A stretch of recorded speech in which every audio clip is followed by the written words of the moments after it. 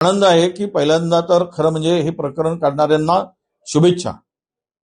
आणि हे प्रकरण सातत्यानं पुणे शहरातील मोठमोठ्या स्कॅम जमिनीच्या होत आहेत।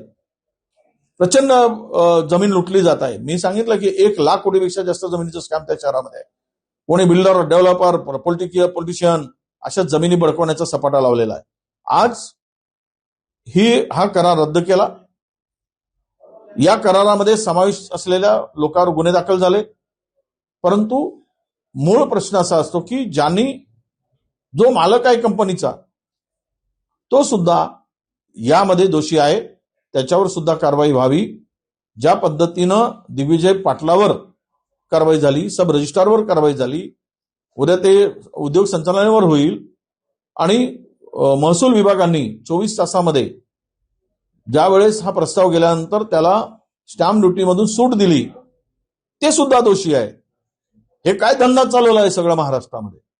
आणि दुसरा तर आता नवीन पुन्हा एक प्रकरण आलंय। मी परवा 2 प्रकरण सांगितलंय।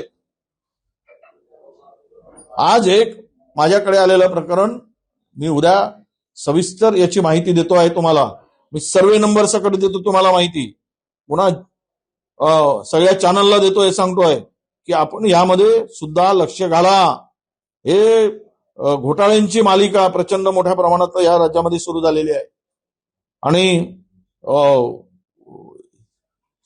मंत्री सरनाईकने स्वतःच्या एज्युकेशन संस्थेला मीरा भाईंदर मधील प्राईम लँड 4 एकर ज्याची किंमत 200 कोटी रुपये आहे, मार्केट व्हॅल्यू 3 कोटी रुपयामध्ये घेतली।